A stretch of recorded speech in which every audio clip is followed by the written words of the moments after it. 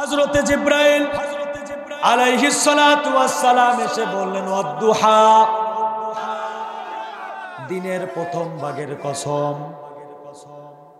দিনের শুরুর কসম, ওয়াল-লাইলি ইযা সাজা,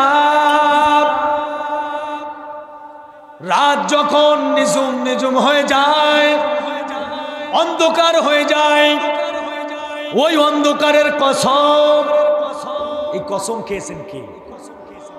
নবীকে সান্ত্বনা দেওয়ার জন্য, নবীর মন খারাপ, রাহমাতাল লিল আলামিনের মনটা ভালো করার জন্য। তাফসিরে রুহুল মানির ভিতরে এসেছে 30 নম্বর খণ্ডে 422 নম্বর পৃষ্ঠা খুলে দেখবেন, আল্লামা মাহমুদ আলুসি রহমাতুল্লাহ আলাইহি তিনি ব্যাখ্যা করেছেন, অদ্দুহার দ্বারা আমার নবী নূরানি ইস্তিহারার কসম আমার আল্লাহ খেয়েছে। ওয়াল-লাইলি ইযা সাজা, ওয়াল-লাইলি ইযা সাজার দ্বারা আল্লামা মাহমুদ আলুসি রহমাতুল্লাহ আলাইহি বলেন, আমার নবীর কালো কালো চুলের কসম খেয়ে আল্লাহ পাক রব্বুল আলামিন বললেন, মা ওয়াদ্দাআকা রাব্বুকা ওয়া মা ক্বালা।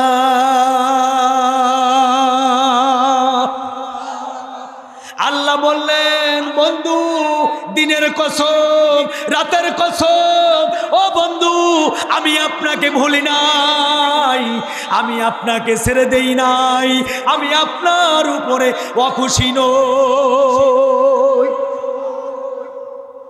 কি মজার আলোচনা, কি মজার আলোচনা বাজান। আমার আল্লাহ তার নবীকে ভালোবাসে কিনা? নবীকে ভালোবাসে না? নবীজির একটু মন খারাপ,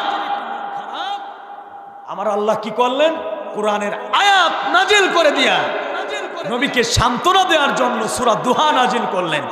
এই সূরাতুদ দুহার কি শান, কি মর্যাদা, নবীকে সান্ত্বনা দেওয়ার জন্য কি কি আল্লাহ দিলেন, সব এর মধ্যে রয়েছে। আল্লাহু আকবার বলেন। ওই নবীকে ভালোবাসেন কে? ওই নবীকে স্বয়ং বন্ধু বলেছেন কে? এই বাংলাদেশে বাবার বিরুদ্ধে কথা বললে জামাত ইসলামী নেতাদের ফাঁসি হয়ে যায়। বাবার বিরুদ্ধে কথা বলার কারণে স্বৈরাচার হাসিনা অনেককে রাজাকার বানায় ফাঁসির মঞ্চে ঝুলাইছে। অথচ এই বাংলার জমিনে কলিজার টুকরা নবীর ইজ্জত নিয়ে নাস্তিকেরা কথা বলেছে, তাদের কোনো বিচার হয় না। ভুল বললাম?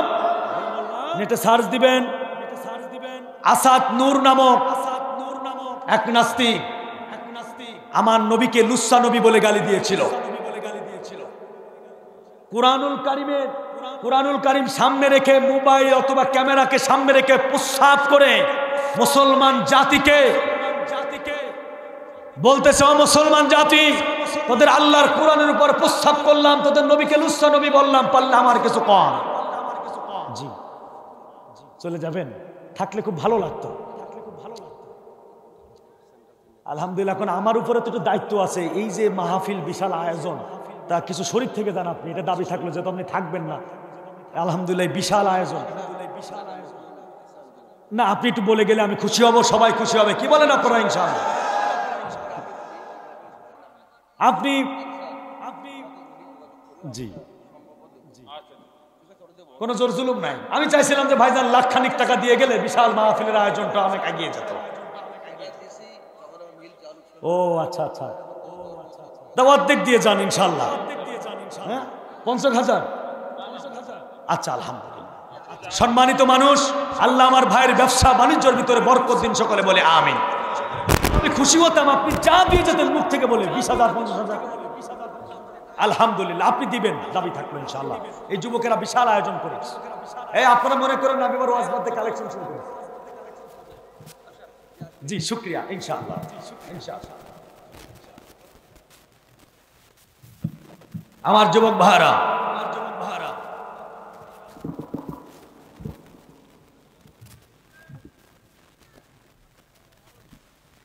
ভোলায় বোরহান উদ্দিন মনে বিপ্লব চন্দ্র শুভ নামক মুশরিক ফেসবুকে স্ট্যাটাস দিয়েছিল, নবীকে লুচ্চা নবী বলেছিল। ভোলার তাওহীদি জনতা তারা রাস্তায় বের হয়েছিল, সরকারের কাছে অনুরোধ করেছিল, আমার নবীর চরিত্র নিয়ে যারা কথা বলেছে তার বিচার করতে হবে। এই স্বৈরাচার হাসিনা উল্টা বিচার তো করে নাই, আরো স্বৈরাচার হাসিনা ওই ভারতের পুলিশদেরকে অর্ডার করেছে নবীর আশেকদের গায়ে ডাইরেক্ট অ্যাকশন গুলি করে।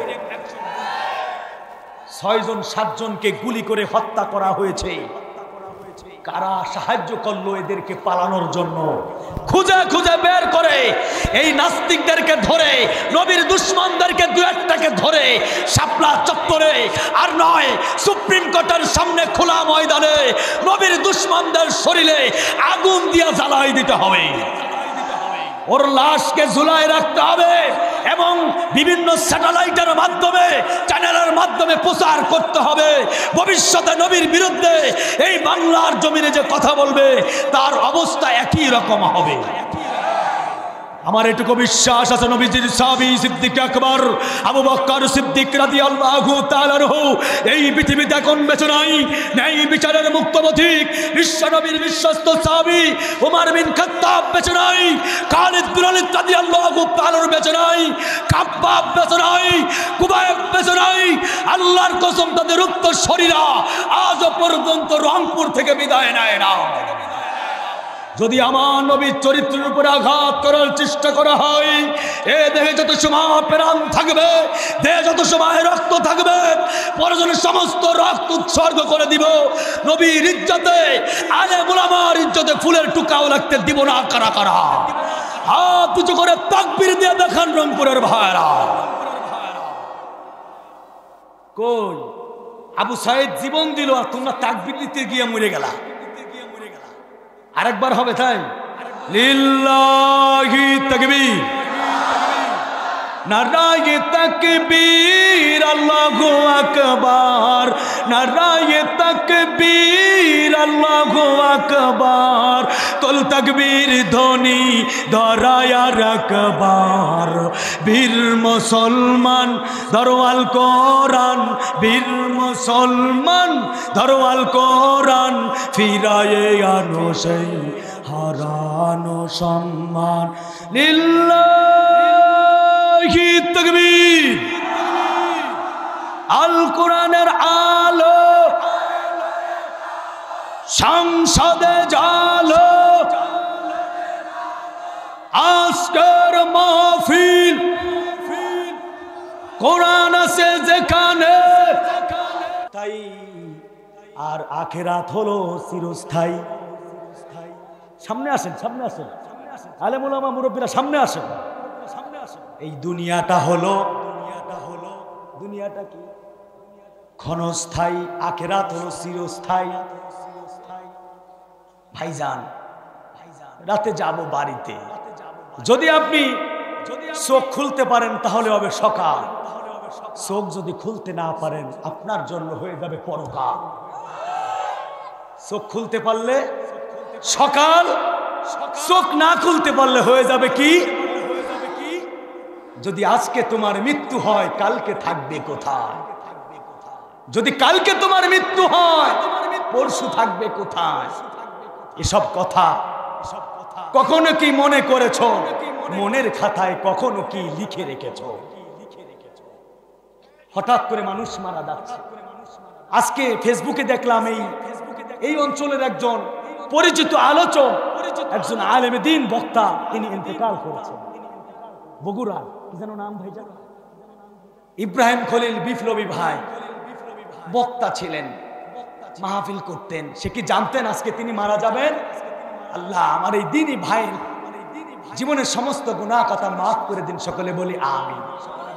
ভাই স্পষ্ট ভাষায় বলতে চাই, কত কষ্ট করে সুন্দর বাড়িটা আপনি বানিয়েছেন, মার্বেল পাথর দিয়া গোসলখানাটা আপনি সাজিয়েছেন, টাইলস দিয়া গোসলখানাটা বানিয়েছেন। বিশ্বাস করেন আপনি যদি কালকে মারা যান, আপনার সন্তানেরা কি বলবে যে আমার বাবা নিজের হাতে মার্বেল পাথর পাকিস্তান থেকে এনে নিজের হাতে গোসলখানাটা বানিয়েছে, তার গোসলটা ওই গোসলখানাতেই দিতে হবে? বলবে? বলবে আমার বাবাকে পাটির উপরে শোয়া রাখো, পাশে বসে কাঁদবে। বিল্ডিং এর আর ওই আরামের বিছানায় আপনাকে নিয়ে আর শোয়াবে না।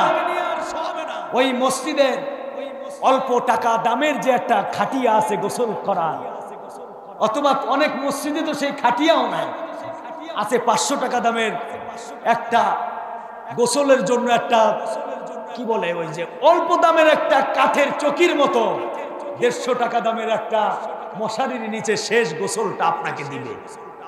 আপনি মারা যাবেন, আপনার সন্তান,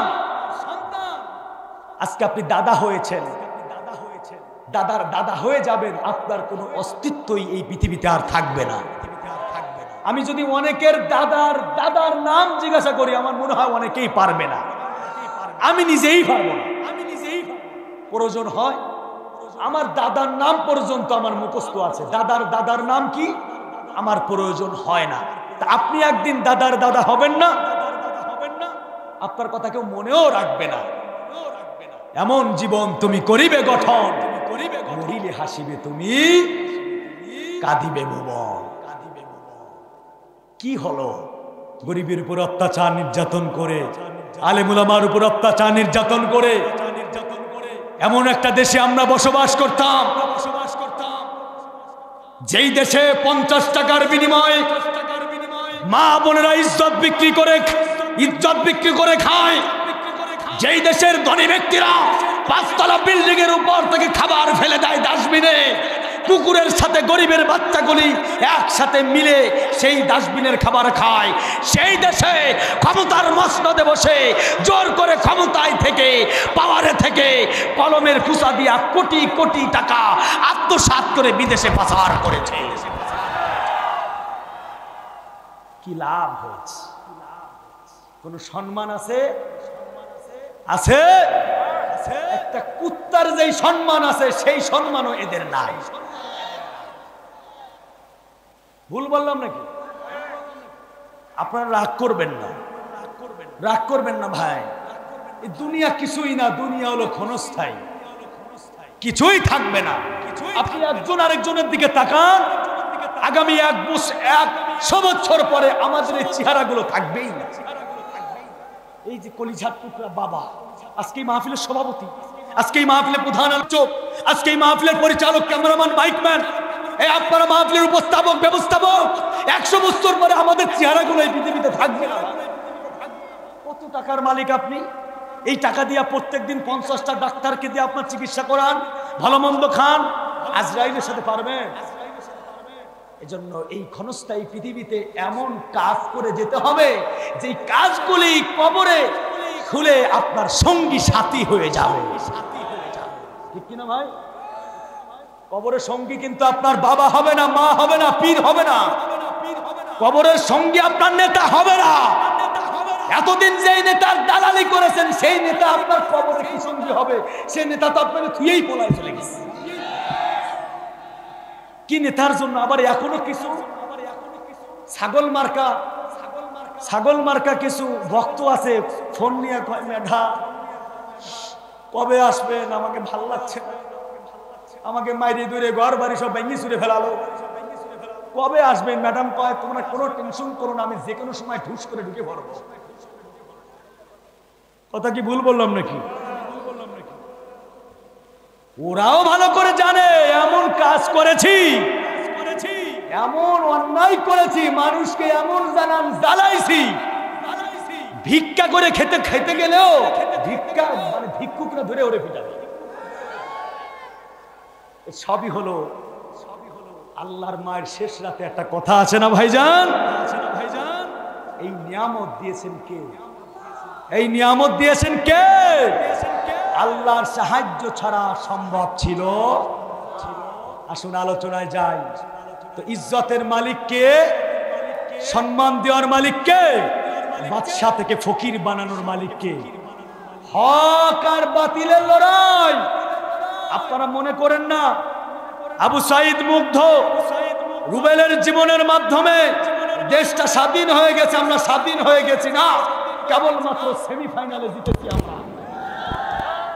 এখনো ফাইনাল যুদ্ধ বাকি আছে। ফাইনাল যুদ্ধটা হলো ব্যালট পেপারের যুদ্ধ। কিসের যুদ্ধ? ব্যালট পেপারের যুদ্ধ। ব্যালট পেপারের কি যুদ্ধ? সেই যুদ্ধটা হলো সবার এখন এক হয়ে যেতে হবে। বিএনপির ভাইরা, চরমনার ভাইরা, জামাত ইসলামের ভাইরা, সবাই এক হয়ে ঐক্য হয়ে আগামীর বাংলাদেশ, কোরআনের বাংলাদেশ, আগামীর সংসদে কোরআনের রাজ কায়েম করার জন্য আমাদের সকলের প্রস্তুত হতে হবে। কথা বলেন ঠিক কিনা?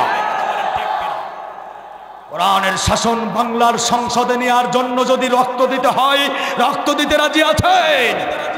কোরআনের আইন বাংলার সংসদে নেওয়ার জন্য যদি জীবন দিতে হয়, জীবন দিতে রাজি আছেন? কোরআনের শাসন বাংলার সংসদে নেওয়ার জন্য যদি স্ত্রীকে বিধবা করতে হয়, স্ত্রীকে বিধবা করতে রাজি। কোরআনের শাসনকে বাস্তবায়ন করার জন্য যদি সন্তানকে এতিম বানাতে হয়, সন্তানকে এতিম বানাতে রাজি। প্রয়োজনে আবু সাইদ মুগ্ধের মতো আবারও আমরা গুলির সামনে, বুলেটের সামনে দাঁড়িয়ে যাব, কিন্তু এই ভারত আর আমেরিকার দালালদের সামনে মুসলমান কোনোদিন পিছপা হবে না। কারা কারা তাকবীর দিয়ে দেখা।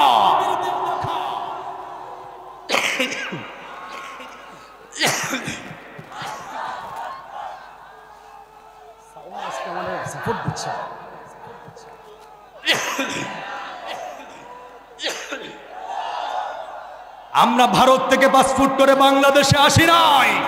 আমরা আসমান থেকে এমনি উপরে উঠি নাই, জমিন থেকে আসমান থেকে এমনি নেমে আসি নাই, জমিন থেকে এমনি উপরে উঠি নাই। আমরা এই দেশের আগাছা পরগাছা নয়। কথা বলেন, কথা বলেন। আমার জন্ম এই দেশে, মরবো এই দেশে।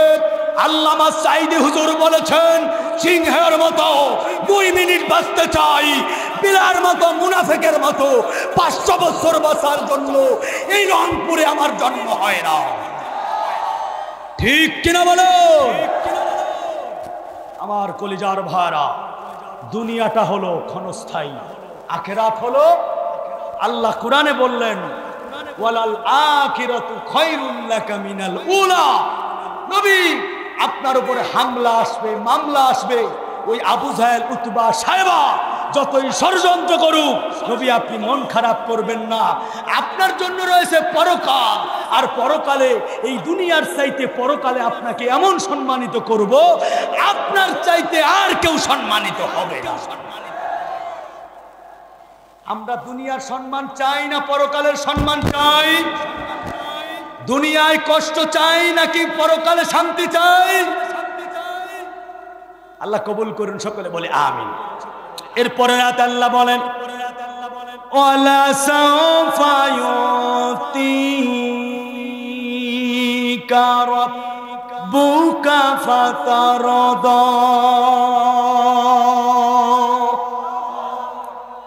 নবী, আমি আপনাকে এত কিছু দিব, নবীজি আমি আপনাকে এত নাজ নিয়ামত দিব, আপনি খুশি হয়ে যাবেন।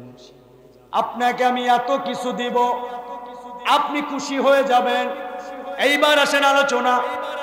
আল্লাহ রাব্বুল আলামিন নবীজিকে খুশি করার জন্য কি কি দিলেন জানা দরকার আছে না নাই? নবীজি সাল্লাল্লাহু আলাইহি ওয়াসাল্লাম যখন মক্কায় কোরআনুল কারীমের দাওয়াত দেওয়া শুরু করলেন, এমন এক সময় নবীজি সাল্লাল্লাহু আলাইহি ওয়াসাল্লামের উপরে আল্লাহ পাক কোরআনুল কারীম নাজিল করেছেন। যেই সময়, সেই সময়টার নাম হলো জাহিলিয়াতের যুগ।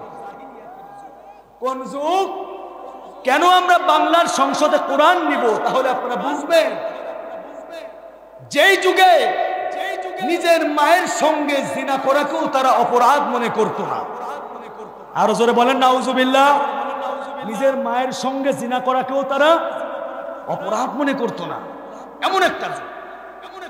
নিজের কন্যা সন্তান জন্ম নিলে কুলক্ষণ মনে করত। বাবা নিজের হাতে তার কন্যা সন্তানকে পাথর চাপা দিয়া, মাটি চাপা দিয়া, জিন্দা কবর দেওয়াকেও তারা অপরাধ মনে করতো না। এই রংপুরে যদি কোনো বাবা তার নিজের সন্তানকে জিন্দা কবর দেয়, আপনারা ওরে বাঁচায় রাখবেন? ওকে তো নয় পাগলাগারোতে পাঠাবেন, আর নয় বলবেন মেন্টালি সমস্যা হয়েছে। আর ওই জাহিলিয়াতের যুগে নিজের কন্যা সন্তানকে লোকের সামনে মাটি চাপা দিত, এটাকেও তারা অপরাধ মনে করতো না। ওই জামানায় চুরি, ডাকাতি, জিনা, ব্যভিচারী, খুন, দুর্নীতি এমন কোন খারাপ কাজ নাই যা ছিল না। সেই সময় এমন একটি সময় আল্লাহ তার নবীর উপরে কোরআন নাজিল করলেন। আমার নবী সেই কোরআন তেলাওয়াত শুরু করলেন, কোরআনের তাফসীর শুরু করলেন, কোরআন প্রচার শুরু করলেন। কোরআন শুনে, কোরআন মেনে ওই খারাপ মানুষগুলি আল্লাহর নবীর দলে যখন তারা আসা শুরু করলো, যারা ছিল চোর তারা হয়ে গেল সম্পূর্ণ হারাদার, যারা ছিল নারী সতীত্বের জম তারাই হয়ে গেল নারী সতীত্বের হেফাজতকারী। ঠিক কিনা আমার কলিজার ভাইরা? তাহলে এই কোরআন আল্লাহ নাজিল করেছে খতম পড়ার জন্য নয়। এই কোরআন আল্লাহ নাজিল করেছে শুধু ঘরে সাজায় রাখবেন, তাবিজ দিবেন এই জন্য নয়। এই কোরআন আল্লাহ নাজিল করেছে লিতুখরিজান নাস মিনাত যুলুমাতি ইলান নূর।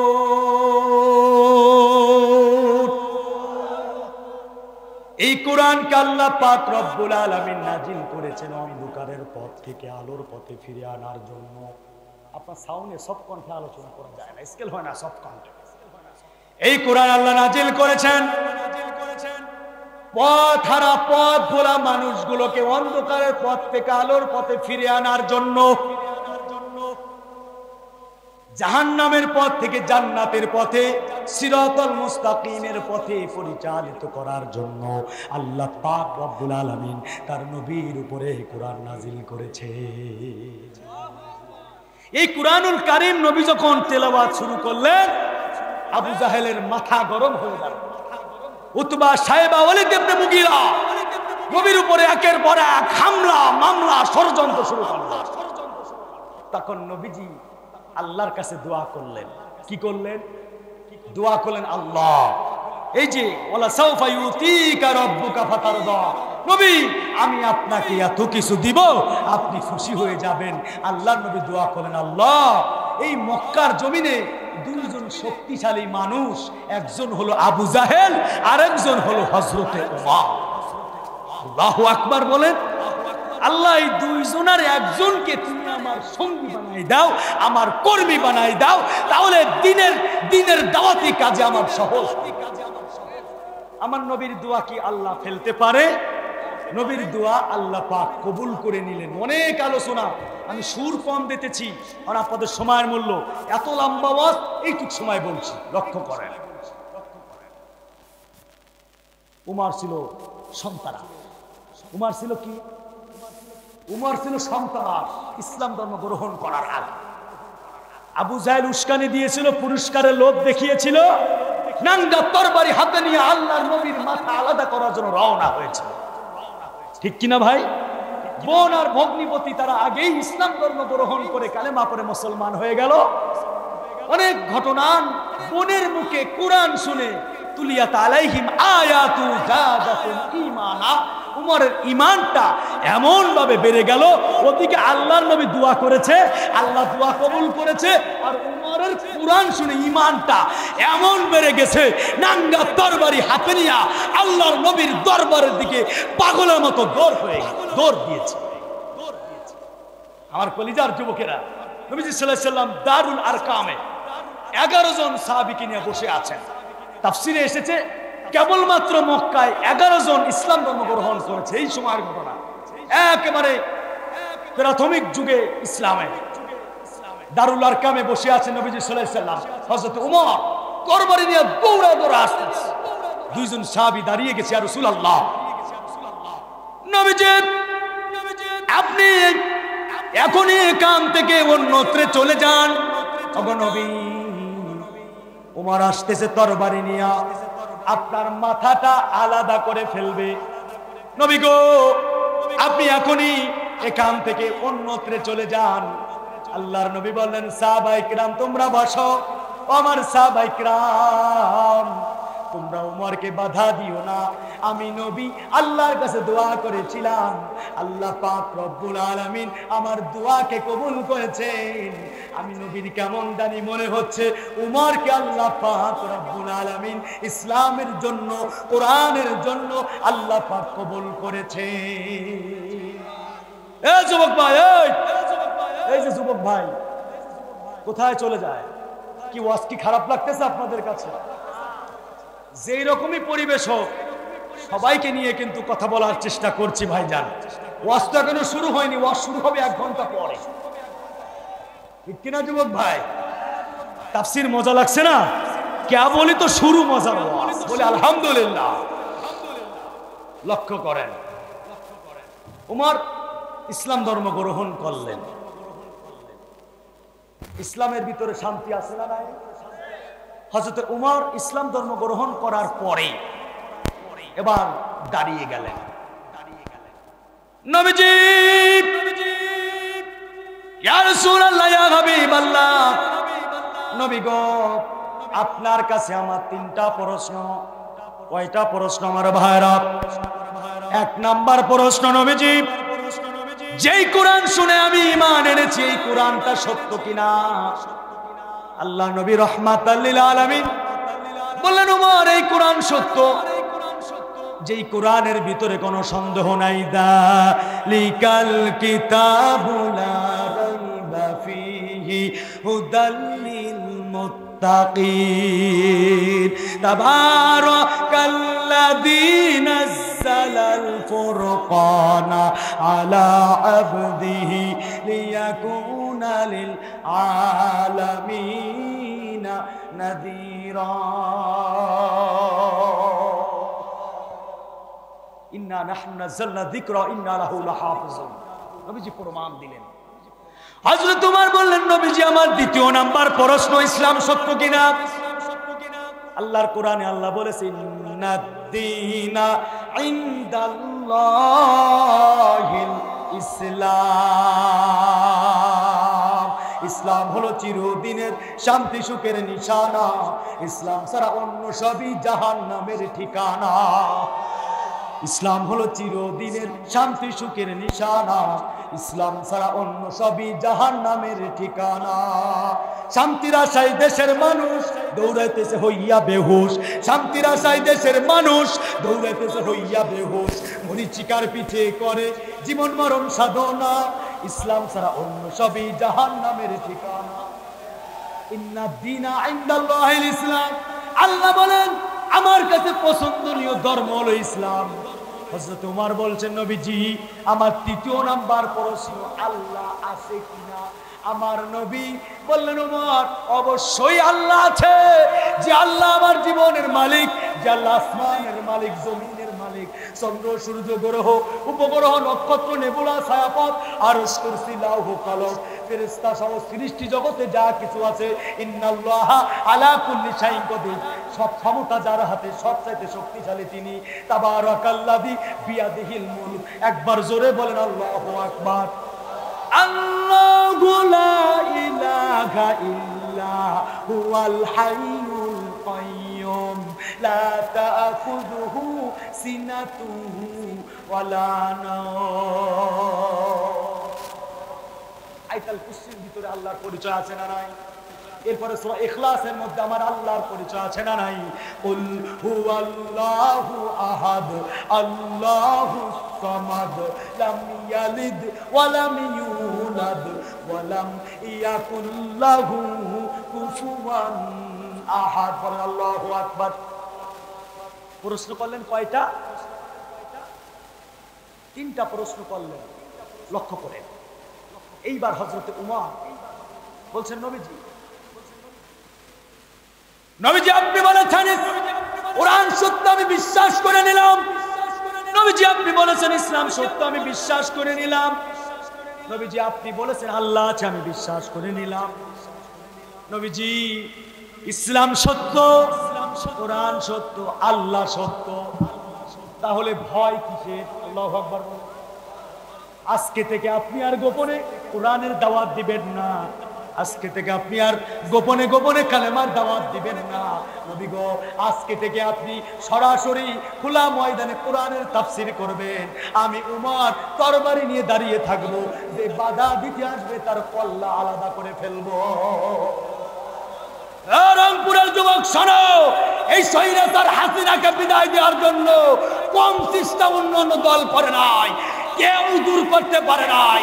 এই আবু সাইদের মতো, মুগ্ধের মতো, রুবেলের মতো জামাত ইসলামীর কর্মীরা, শিবিরের ছেলেরা, সর্বস্তরের যুবকেরা তারা দাঁড়িয়ে গিয়েছিল হযরতে উমরের মতো, সব আল্লাহ সাহায্য করেছে বদরের জমিনের মতো।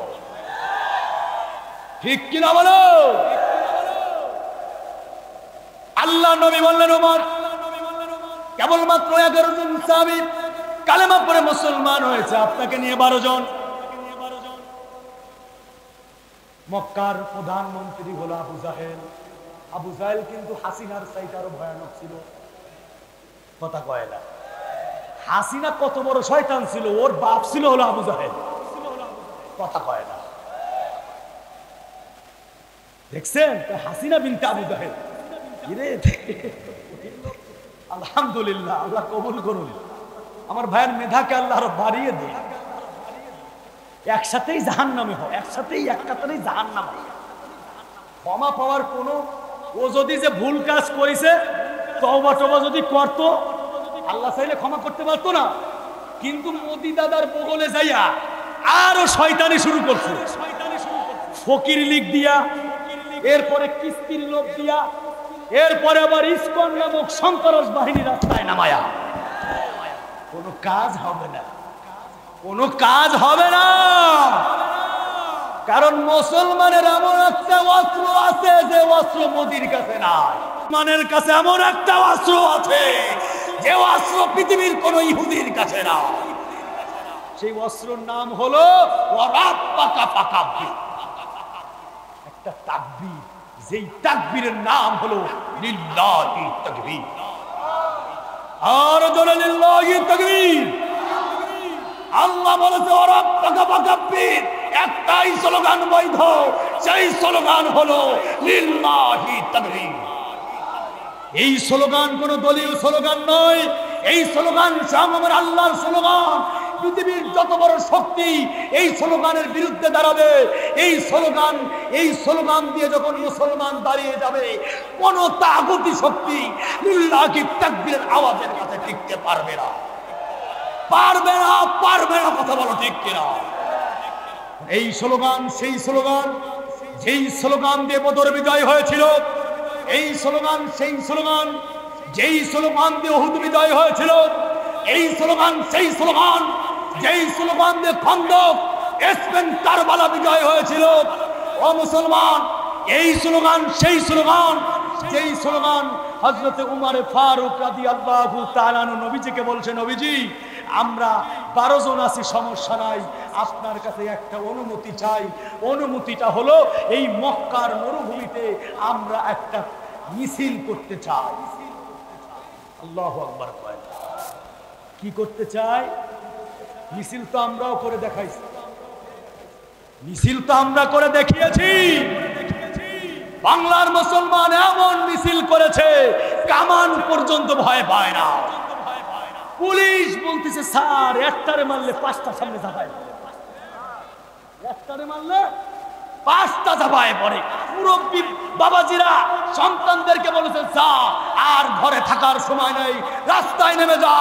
মায়েরা তাদের সন্তানকে ঘর থেকে, মেয়েদেরকে বের করে দিয়েছে।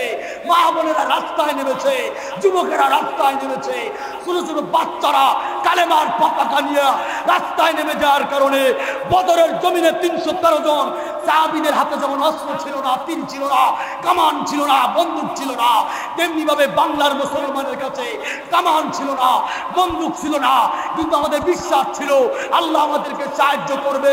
ঐক্য হওয়ার কারণে হাসিনার বিদায়, হাসিনার বিদায়, হাসিনার বিদায় দিয়া মুসলমানকে আল্লাহ বিজয় দান করেছে। ঠিক কিনা বলুন বাবা?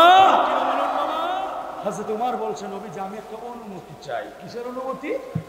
অনুমতি হলো একটা মিছিল করতে চাই। নবীজি অনুমতি দিলেন।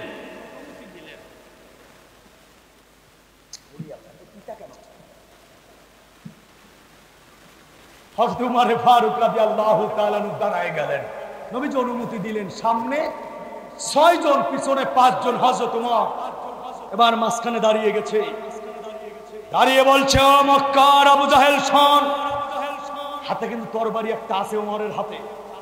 বলছে, আবু জাহেল, উতবা, সাহেব, ওয়ালিদ ইবনে মুগীরা শোন, আমি উমর কোরআন জানতাম না, কোরআন চিনেছি। আমি উমর নবীকে চিনতাম না, নবীকে চিনেছি। আমি উমর আল্লাহকে জানতাম না, আল্লাহর উপর ঈমান এনেছি। আল্লাহ, আমার নবী আজকে থেকে কোরআনুল কারীমের দাওয়াত খোলা ময়দানে দিবে। কারোর বাবার যদি শক্তি থাকে, আয় কল্লা আলাদা করে ফেলবো। প্রথম নাম্বার ভাষণ দিলেন, কে তার মায়ের বুক খালি করতে চাও, উমরের তরবারির নিচে হাজির হও। দ্বিতীয় নাম্বার ভাষণ দিলেন, কে আছো তার স্ত্রীকে বিধবা করতে চাও, উমরের তরবারির নিচে হাজির হও। তৃতীয় নাম্বার ভাষণ দিলেন, কে আছো তার সন্তানকে এতিম বানাতে চাও, উমরের তরবারির নিচে হাজির হও। সাহাবীদেরকে বললেন, ও নবীর সাহাবীরা, কার কণ্ঠে কত পাওয়ার আছে, সব কণ্ঠ দিয়া আজকে এমন তাকবীর দিবা, আবু জাহেল, উতবা, সাইবাদেরও লুঙ্গি খুলে বলা। এমন তাকবীর দিয়েছে, খানায় কাবার দিকে রওনা হয়েছে, এমন ভাবে লিল্লাহি তাকবীর আওয়াজ দিয়েছে। আমার ভাইরা, মক্কার বালুগুলো, মক্কার মাটিতে ভূমিকম্প শুরু হয়ে গেছে। আবু জাহেল, উতবা, সাইবা মুরগির বস্তার মতো থরথর করে কাঁপছে। ঘরের জানালা থেকে বেরার ফাঁকা থেকে পড়ে, আবার মাথা ভিতরে ঢুকায় নাই। ওরে বাবা, এটি উমর তরবারি নিয়া লিল্লাহি তাকবীরের আওয়াজ দিতেছে। কথা বলেন, কথা বলেন। সৈরাসার হাসিনাও জানতো যে বাংলার মুসলমান যদি একবার খেতে যায়, রংপুরের তাওহীদি জনতা যদি একবার খেতে যায়, বাংলার আমির হামজা মামুনুল হক, বাংলার রাফিকুল ইসলাম মাদানী একবার যদি খেতে যায়, বিশ্ববর্ণ মুফাসসির আল্লামা সাঈদী যদি একবার ডাক দেয়, গোটা ঢাকার শহরে পাও ফেলানোর জায়গা থাকবে না। এজন্য তারা সব আলেমদেরকে বিনা দোষে ধর্ষণের মামলা দিয়া, খুনের মামলা দিয়া তাদেরকে জেলে আটকায় রেখেছে, আয়না ঘরে অত্যাচার নির্যাতন করেছে। এমনকি সর্বশেষ ও মুসলমান, যে কোরআনের পাখি 50টি বছর কোরআনের তাফসীর গোটা পৃথিবীতে করেছে, এই আল্লামা সাঈদী হুজুরকে 10টি বছর বিনা দোষে জেলে আটকায় রেখেছে। এমনকি সৈয়াসার হাসিনা মদিনার পথ, ওই মোদির কথা অনুযায়ী আল্লামা সাঈদী হুজুরকে শেষ পর্যন্ত হত্যা করেছে। কথা বলেন ঠিক কিনা? তোমরা মনে করো না যে ডক্টর শফিকুল ইসলাম তোমাদেরকে ক্ষমার ঘোষণা দিয়েছে, তোমরা ক্ষমা পেয়ে গেছো না। এক একটাকে শিকল দিয়া বেঁধে টেনে টেনে এনে খোলা ময়দানে রংপুরের শাপলা চত্বরে তোমাদের বিচার হবে। আরে কথা বলো ঠিক কিনা মুসলমান? প্রত্যেকটার বিচার হবে খোলা ময়দানে, উন্মুক্ত ময়দানে, পাও উল্টা দিক দিয়া ঝুলায় রাখা হবে। কারোর বিচার হোক বা না হোক, কলিজার টুকরা আল্লামা সাঈদী হুজুরকে যারা হত্যা করেছে তাদের বিচার এই বাংলাদেশে হবেই হবে। আমি খুলনার সন্তান, এই কথা বলতে আমার ঘেন্না হয়, খুলনার পরিচয় দিতে লজ্জা হয়। কারণ ওই খুলনার জমিনে আল্লামা সাঈদী হুজুরের নিজের প্রতিষ্ঠিত একটি মাদ্রাসা রয়েছে, যেই মাদ্রাসার নাম হলো দারুল কোরআন সিদ্দিকিয়া কামিল মাদ্রাসা। কথা বলেন। তার মনের শেষ ইচ্ছা ছিল জানেন, সে প্রায় তাফসীর মাহফিলে বলেছে, ওই দারুল কোরআন সিদ্দিকিয়া মাদ্রাসার ছাত্র আমি। হুজুরের খেদমত করার সুযোগ হয়েছিল জীবনে একবার। হুজুর বলেছিল যে আমি যখন ইন্তেকাল করব, আমার কবরটা যেন এই সিদ্দিকিয়া মাদ্রাসায় দেওয়া হয়। তার জন্য কবরের জায়গা রাখা আছে, মসজিদ আর হাফিজিয়া মাদ্রাসা আর কামিল মাদ্রাসা এর মাঝামাঝি স্থানে। সাঈদী হুজুরের লাশটাও পে পর্যন্ত এই সৈরাসার হাসিনা ভয় পেত। কথা ভয়, ও লাশটাকে পর্যন্ত ভয় পেত। সাঈদী হুজুরকে মানুষ কলিজা দিয়ে ভালোবাসতো। কথা বলেন ঠিক কিনা? তার লাশ কোনোভাবেই খুলনার জমিনে ঢুকতেই দেওয়া হলো না, দিল না। আমরা কেঁদেছিলাম। আর আজকে সমাজের কিছু হুজুররাও আছে ভাইজান মুনাফিক। হুজুররা কি বলেন তো? মুনাফিকের বাচ্চা মুনাফিক আজকে হুজুররা। অনেক আলেম আছে মুনাফিকের বাচ্চা মুনাফিক। রাগ করলেন? খুলনায় আমরা সবাই বলেছিলাম যে আওয়ামী লীগের নেতারা তারা মিছিল নামিয়েছে, সাইদির লাশ খুলনায় ঢুকলে আগুন জ্বলবে ঘরে ঘরে, এরকম স্লোগান।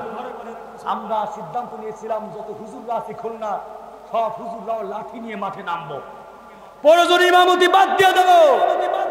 আমরা যদি সব মাদ্রাসার হুজুরা নেমে যেতাম, ওরা পারতো আমাদের সাথে। হুজুর রাখায় চাকরি চলে যাবে নে, কি হবে নে, দরকার কি আল্লাহর কাছে দোয়া করে আল্লাহ হেফাজত। তাবলিগ জামাতের লোকদের মতো, বুঝছেন ভাইজান? ওই যে ঢাকায় মারামারি হয়েছে, ঘরে আগুন ধরাই দিছে, তারা কিন্তু পানি নিয়ে থামাবে সেই মন মানসিকতা তাদের নাই। আল্লাহ তুমি হেফাজত, মন মানসিকতাই রাখো, বিশ্বাস করেন।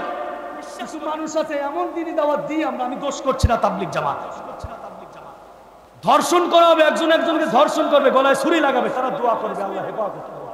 আল্লাহ নবী তো তা বলে নাই, আল্লাহ নবী বলেছে আগে গিয়ে তাকে বাধা দিতে হবে, সৎ কাজের আদেশ দিতে হবে, অসৎ কাজে নিষেধ করতে হবে। আমি বোঝাতে চাই, আলোচনা মনোযোগ দিতে হবে। সাইদি সাহেব হুজুরের লাশটাকে পর্যন্ত হাসিনা ভয় পেত, ঠিক কিনা? কারণ ওর মনে ভয় ছিল যে আমি অবৈধ সরকার,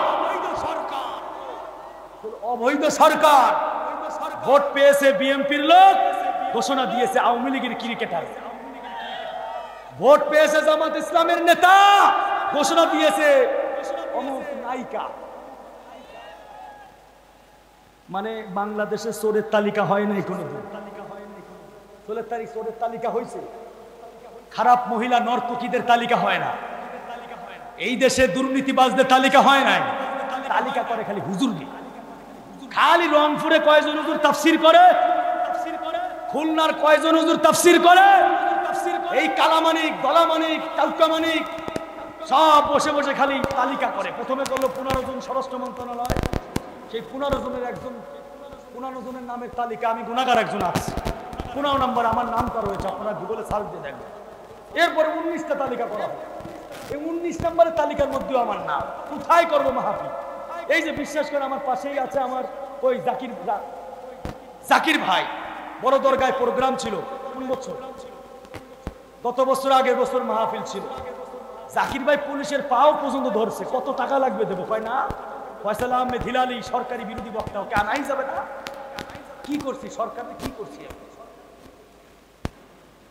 আমি? আমার ঢোল পিটাচ্ছি না, বোঝাতে চাচ্ছি আমি তো সাই সাতাম।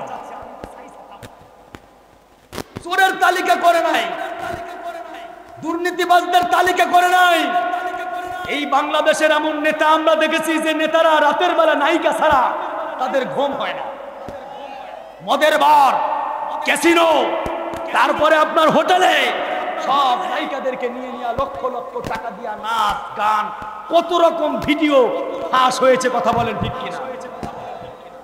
তারপরে এই যে বেয়াদব, ওর নাম যেন কি, ওই যে পুলিশ ডিবি অফিসার হারুন, এই যে হারুন, ও যে কত বড় জানোয়ার, কথা কয় না। সব নায়িকাদের বাতের হোটেল বানাইছে, সব নায়িকাদের ভাতের হোটেল ওর বাসায়।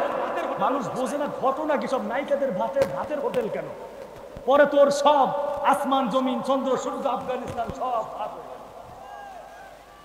বেইজ্জতি করার মালিককে, মামুনুল হককে বেইজ্জতি করেছে। তার বৈধ স্ত্রীকে নিয়ে গিয়েছিল সে রেস্টুরেন্টে হোটেলে, তাকে অবৈধ বউ বানায় কত হেনস্থা করেছে, তার চোখের পানি পড়ে নাই? শোনো, আলেমদের কষ্ট দিবা, আলেমদের চোখের পানি পড়বে, আল্লাহর আরশ কেঁপে যাবে। উমারে ফারুক রাদিয়াল্লাহু তাআলা আনহু, তিনি ছিলেন এমন একজন উমর, যে উমর কোরআনকে ভালোবাসার কারণে, কোরআনের ছায়াতলে আসার কারণে উমরের দাম আল্লাহ মন বাড়াই দিয়েছে। নবী বলেছে আমার পরে কেউ নবী হবে না, যদি আমার পরে কেউ নবী হতো সে হতো হযরতে উমর। আরো জোরে বলে আল্লাহু আকবার। শোনেন, দল মত নির্বিশেষে এখানে আওয়ামী লীগের ভাইরা আছেন, আছে না ভাই? বিএনপির ভাইরা আছেন, সর্বশ্রেণীর ভাইরা আছেন।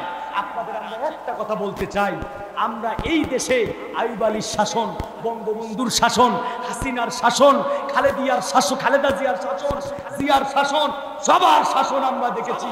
এখন পর্যন্ত কোরআনের শাসন দেখি না। আমার কথা একটা, সবাইকে তো আমরা সুযোগ দিয়েছি, একবার সবাই মিলে একসাথে কাঁধে কাঁধ মিলে কিভাবে কোরআনের শাসন বাংলার পার্লামেন্টে কায়েম করা যায় আপনারা একবার সুযোগ করে দেখেন। ইনশাআল্লাহ এই বাংলাদেশে আর ধর্ষণ হবে না, এই বাংলাদেশে আর দুর্নীতি থাকবে না, এই বাংলাদেশে আর সন্তানকে মা গলায় ছুরি লাগাবে না। আমরা ভুলে যাই নাই আমার বাগেরহাটের জমিনে 3 বছরের তানিয়াকে, 3 বছরের বয়সী তানিয়া স্কুলে যাচ্ছিল এই সোনার ছেলেরা, এই তানিয়াকে ধরে ধান ক্ষেতের ভিতরে নিয়ে ধর্ষণ করতে গিয়ে তার লজ্জা স্থান থেকে ছোট বেলেট কিনে এনে তার লজ্জা স্থান ফেরে ধর্ষণ করে তাকে হত্যা করে গাছে ঝুলিয়ে রেখেছিল। আওয়ামী লীগ ক্ষমতায় থাকার কারণে এই জানোয়ারদের কোনো বিচার হয় না। আরে ঠিক কিনা বলেন না? বিশ্বাস নয়, পত্রিকা খোলেন, একটা কথা যদি মিথ্যা বলি জুতার বাড়ি মারবেন, জুতার বাড়ি খেয়ে খুলনায় চলে যাবে। বিচার হয়েছে, ক্ষমতার অপব্যবহার তারা কম করে নাই। একজন মেম্বারের যে ক্ষমতা ছিল, আমি হলাম মহকুমার কার আওয়ামী লীগের মেম্বার, কথা মতো কাজ করবি, মাহফিলে যে বন্ধই তোর করা লাগবে, অমুক হুজুরের চাকরি থেকে সরানোই লাগবে, যদি না করিস এমন মামলা দিয়ে দেব মইরে যাবি তোর, কিন্তু মইরে যাবার পরেও তোর কথা কয়। এরকম ঘটনা ঘটে নাই, সে বাস করে পাকিস্তান, মামলা হয় রং হয়েছে। আমার কলিজার টুকরা ভাইরা, আমার প্রিয় বন্ধুগণ, ওমরের মতো শাসক দরকার আছে না নাই? কোরআনের ন্যায় বিচার যদি আসতো তাহলে ওই যে তানিয়াকে যারা হত্যা করেছে তাদের বিচার হতো না? ধর্ষকের বিচার কি? জিনার বিচার হলো আল্লাহর কোরআনে আল্লাহ বলেছে সারিকু ওয়াসারিকাতু ফাকতাউ আইদিয়াহুমা, চোরের বিচার হলো হাত কেটে দিতে হবে। কি করতে হবে? কি চোর? কেলা চোর, মুরগি চোর, হাঁস চোর, জুতা চোর, এই চোরে না যারা দেশের টাকা চুরি করে খেয়েছে, চেয়ারম্যান মেম্বার গম আটা, আরে এদের মন মানসিকতা এত খারাপ, কোরআন না থাকার কারণে গরিব মানুষের পায়খানার সিলাপ পর্যন্ত খাইয়ে। কথা কি ভুল বললাম? আমার সভাপতি সাহেব নাকি? আমি সময় সময় বসে বসে চিন্তা করি ভাইজান, যে কিয়ামতের আদালতে তো আমরাও দাঁড়াবো নাকি, সবার বিচার হবে না? এই যে বাংলাদেশের আওয়ামী লীগের নেতারা, এরা যে এই যে বাংলাদেশের মুসলমানের পায়খানার সারিগুলো যে হজম করে খাইলো, আল্লাহ তো কোরআনে বলেছে কিয়ামতের দিন যে যে নেতারা তাদের জনগণের টাকা দুর্নীতি করে খাবে, ওই সম্পদ তাদের গলায় ঝুলাই দেওয়া। এই যে নেতারা কি সম্মানিত নেতা, এই নেতাদের গলায় যদি পায়খানার সারিগুলো আল্লাহ কিয়ামতের দিন ঝুলাই দেয়, ওরা মুখ দেখাবে কিভাবে? আমার মনের কষ্ট, ওরা কিভাবে মুখ দেখাবে? ও নেতারা শোনো, যে যেখানে পলায় আসো থাকো, পায়খানার সারি যারা খাইছো গোপনে গোপনে রাতে রাতে মানুষের বাড়ি পৌঁছায় দাও, আর নয় কিয়ামতের দিন গলায় ঝুলাইয়া তোমারে ঘোরাবে কিয়ামতের আদালতে। ভুল বললাম নাকি? আওয়ামী লীগের এক নেতারে ভোট না দেওয়ার কারণে 88 বছরের সালেয়াকে পর্যন্ত ধর্ষণ করেছে, 4 ছেলে মেয়ের মাকে পর্যন্ত ধর্ষণ করা হয়েছে। আমরা ভুলে যাই না এই সব ঘটনা। আল্লাহ আমাদের কি এই যে বিপদ থেকে বাঁচিয়েছে, এই জন্যই তো এত বিশাল তাফসীরুল কোরআন মাহফিলে কোরআনের ওয়াজ শুনতেছেন, কোনো ভয় নাই। আগে ওয়াজ করতাম কমিটি খালি টেনশনে থাকতো, হুজুর না গরম ওয়াজ করে ফেলায়, হুজুরি ওয়াজ না স্বৈরাচারের বিরুদ্ধে হয়ে যায়, না জানি পুলিশের গাড়ি চলে আসলো, সৈদার বাসিতে সিট দিলে বক্তার প্রথম লাইট বন্ধ কর, কোন দিকে অন্ধকার সেদিকে পালায়, কথা কয় না। কত মাহফিলে দাবর খাইছি মিয়া, কত মাহফিলে জুতা থুইয়া ব্যাগ থুইয়া পলাইছি। আজিজুল ইসলাম জিয়াদি আছেন না? আজিজুল ইসলাম জিয়াদি বাবা গেলাম ভাইজান হয়েছে দিনাজপুরে ওয়াজ করতে। আমি মোটামুটি আলোচনা তো বেশি একটা করতে পারি না, যা কিছু করেছি নেমে গেছি। আমি খুলনা থেকে গেছি, হুজুর তো গাড়ি নিয়ে গেছে খুলনা থেকে, ভালো কথা। আমি মাহফিল করে যে কেবলমাত্র শুইছি, আর জম্মে ঠান্ডা জানুয়ারি মাসে মাহফিল, সেই দিনাজপুর। মিডিয়ায় আছে, মিথ্যা কথা বলছি না। হুজুরের কাছে হয়তো বা ভিডিওটা যাবে। হুজুর আল্লাহ রহমতে এমন একজন বাঘের বাচ্চা, মানে এই যে এখন আমি যে বয়ান করতেছি না, সেই স্টেজ উঠে বলতেছে হাসিনা হলো একটা ডাইনি। ওয়ালটা সাইকো। এইভাবে ওয়াজ, আওয়ামী লীগ ক্ষমতায়। এই ওয়াজ যখন শুরু করেছে, আমি তো দোয়া দুরূদ করা শুরু করেছি ভাইজান। হঠাৎ করে শুনলাম মাইক টাইক সব বন্ধ, লাইট বন্ধ, মানে চলে আইছে সেনাবাহিনী, চলে আইছে চোরের বাচ্চারা। এই যে বাংলাদেশে যে পুলিশগুলো গুলি করেছে না মুসলমানদেরকে, একটাও বাংলাদেশের পুলিশ না, সব ইন্ডিয়ার পুলিশ। বাংলাদেশের পুলিশ খারাপ না রে ভাই, কথা বলেন না কেন? বাংলাদেশের পুলিশ ভাইরা তারা ভালো। ইন্ডিয়ার এই শয়তানগুলোরে আর বাংলাদেশে অবস্থান করতে দেওয়া যাবে না। আমি তো মোটামুটি কেবলমাত্র কম্বল মুড়ি দেবো, এর মধ্যে কমিটি কয় হুজুর আপনি ভাগেন। কোথায় ভাগবো? কয় পুলিশ মনে করছে আপনি হলেন আজরুল ইসলাম জিয়াদি। আজরুল ইসলাম জিয়াদি কোথায় চলে গেছেন না জানি না, আপনি পলা। ভাই আমি চিনি না পথ, চিনি না ঘাট, জুতা থুইয়া কম্বল থুইয়া বিলির মধ্যে কলই বাগানে এমন দৌড় দিলাম, সত্যি কথা পাই।